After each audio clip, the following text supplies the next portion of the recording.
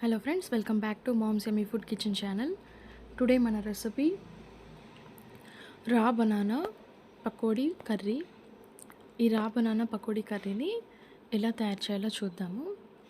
అది చాలా tasty and సింపుల్గా ప్రిపేర్ చేసుకోవచ్చు. దీన్ని ఎలా తయారు చేయాలో చూసేద్దాము. ముందుగా ఒక రా బనానాని తీసుకొని 2 సైడ్స్ కట్ చేసుకోవాలి.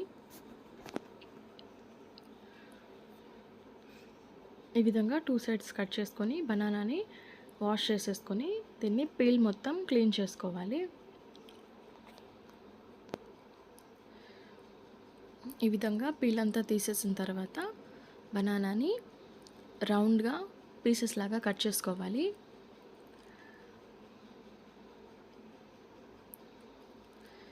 ఈ విధంగా బనానా మొత్తాన్ని మరీ లావుగా కాకుండా సన్నగా కాకుండా మీడియం సైజులో ముక్కల్ని కట్ చేసుకోవాలి.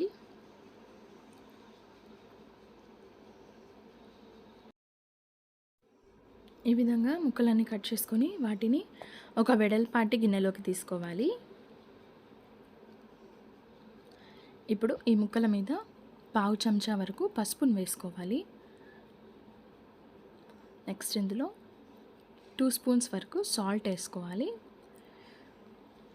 నెక్స్ట్ 1 స్పూన్ కారాన్ని కూడా వేసుకోవాలి.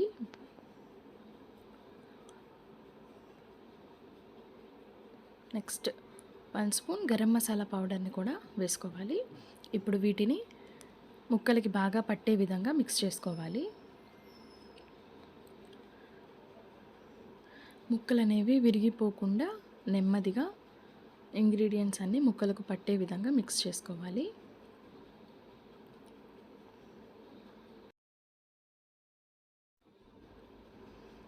నెక్స్ట్ ఈ ముక్కల్లోనే 2 స్పూన్స్ వరకు శనగపిండిని వేసుకోవాలి.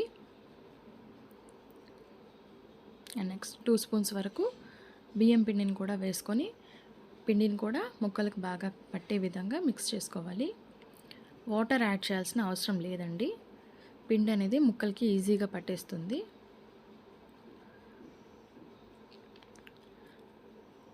నెక్స్ట్ స్టవ్ ఆన్ చేసుకొని స్టవ్ మీద ఒక కడాయి పెట్టుకొని అందులో పావు కప్ వరకు ఆయిల్ తీసుకోవాలి.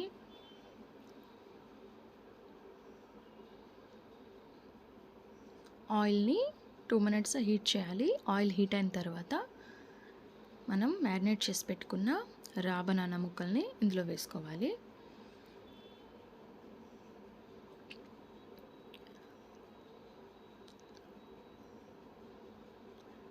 స్టవ్ని లో ఫ్లేమ్లో ఉంచుకొని బనానా ముక్కలన్నీ ఇందులో వేసుకొని నెమ్మదిగా ఫ్రై చేసుకోవాలి.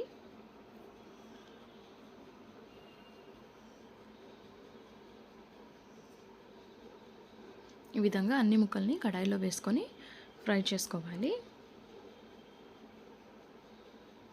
అన్ని ముక్కలకి ఆయిల్ తగిలే విధంగా మిక్స్ చేసుకుంటూ ఉండాలి.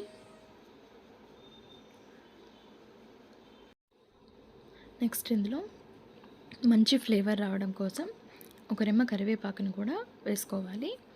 వేసుకొని నెమ్మదిగా మిక్స్ చేసుకుంటూ ఉండాలి.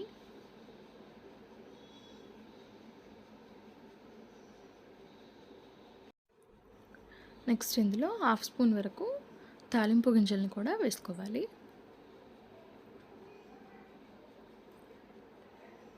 ముక్కలు విరిగిపోకుండా చిన్నగా మిక్స్ చేసుకుంటూ ఉండాలి.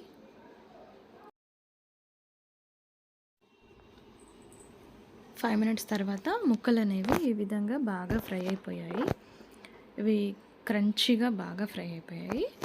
నెక్స్ట్ ఇందులో పావు కట్ట వరకు కొత్తిమీరను సన్నగా కట్ చేసుకొని వేసుకోవాలి. నెక్స్ట్ ఇందులోనే 2 స్పూన్స్ వరకు కొబ్బరి తురుమును కూడా యాడ్ చేసుకోవాలి. యాడ్ చేసుకొని మొత్తం అంతా మిక్స్ అయ్యే విధంగా మిక్స్ చేసుకోవాలి. అంతేనండి, స్టవ్ ఆఫ్ చేసేసుకోవాలి. మన రా బనానా పకోడీ కర్రీ అనేది రెడీ అయిపోయింది. ఇది చాలా క్రంచీగా ఉంటుంది. మీకు కనుక నా రెసిపీ నచ్చినట్లయితే నా ఛానల్ని తప్పకుండా సబ్స్క్రైబ్ చేసుకోండి.